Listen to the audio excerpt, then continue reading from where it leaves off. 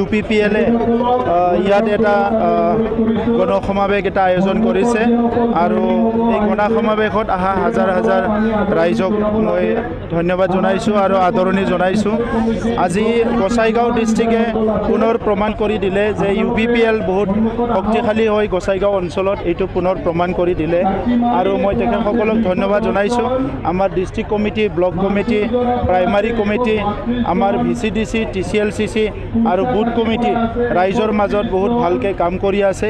এইকাৰণে ৰাইজে আমাৰ দলৰ ওপৰত বিশ্বাস আৰু আস্থা লৈ হাজাৰ হাজাৰ ওলাই আহিছে আৰু আমিও UPPL দলে পুনৰ সংকল্পবদ্ধ হৈছোঁ যে যি চিন্তা লৈ আমি ৰাজনীতিত আহিছিলোঁ যে BTR অঞ্চলত শান্তি গঢ়িব লাগে, নিৰাপত্তা প্ৰদান কৰিব লাগে, বিভিন্ন জাতি জনগোষ্ঠীৰ মাজত সমন্বয় কৰিব লাগে আৰু গণতান্ত্ৰিক বাতাবৰণ যিটো গণতান্ত্ৰিক যিটো পৰিৱেশ এইটো সদায় আমাৰ মাজত ৰাখিব লাগে আৰু এইটো আজি ৰাইজে দেখিবলৈ পাইছে।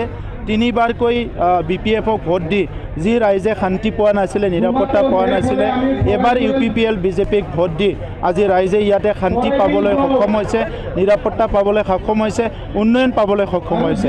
17 বছৰত BPFৰ দিনত কি কাম হৈ আছিলে, কি কাম হোৱা নাছিলে, ৰাইজে একো খবৰে পোৱা নাছিলে।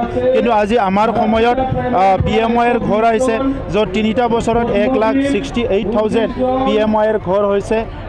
ইয়াত 1 লাখতকৈ বেছি পৰিয়ালৰ মাটিৰ সমস্যা সমাধান হ'ল।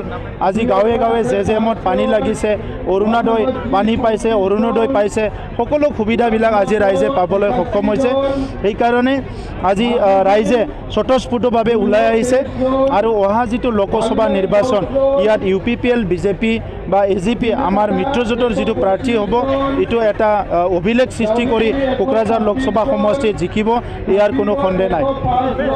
অলপ সময় লৈছোঁ আমি, কেইদিনমান পিছতে আমাৰ 3টা দলৰ মাজত আলোচনা হ'ব, তাৰ পিছত আমি ডিক্লেয়াৰ কৰিম।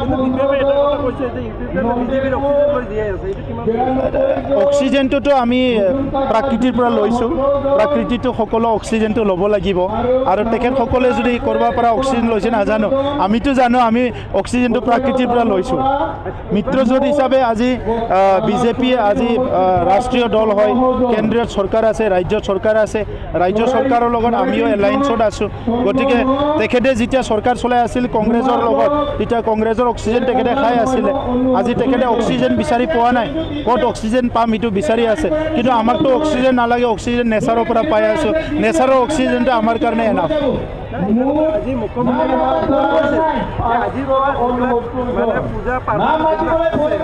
বন্ধ কৰি দিছে, কি কৈছে মুখ্যমন্ত্ৰী আজি এটা অৰ্ডাৰ দিছিল যে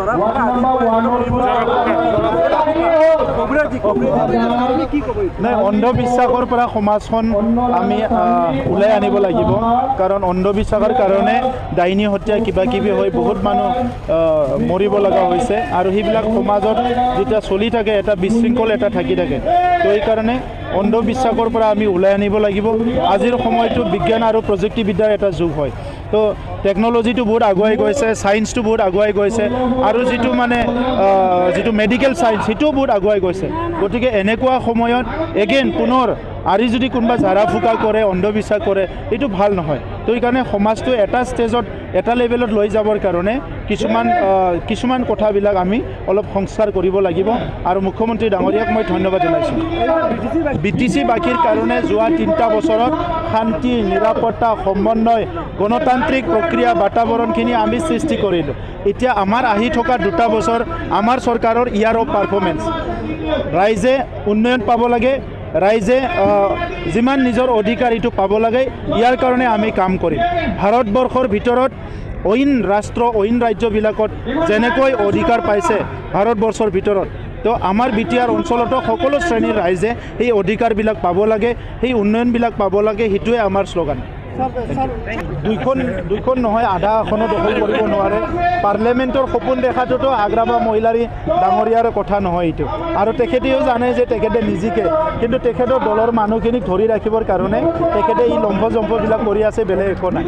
যদি আগ্ৰাবা মহিলাৰ এইবিলাক কথা নকয়, যি 2-এজন তেখেতৰ দলত আছে সেইখিনি চব পলাই যাব বেলেগ দলত। সেইকাৰণে এই কথাবিলাক আগ্ৰাবা মহিলাৰ ডাঙৰীয়াই কৈ আছে। 3000তকৈ অধিক জইন কৰিব বুলি কৈছে। দিনে ৰাতিয়ে UPPLত হাজাৰ হাজাৰ জইন কৰি আছে, কাৰণ এই 35 লাখ পৰিয়াল আমাৰে দাদা ভাই, আমি একেলগে কাম কৰিব লাগিব। যিয়ে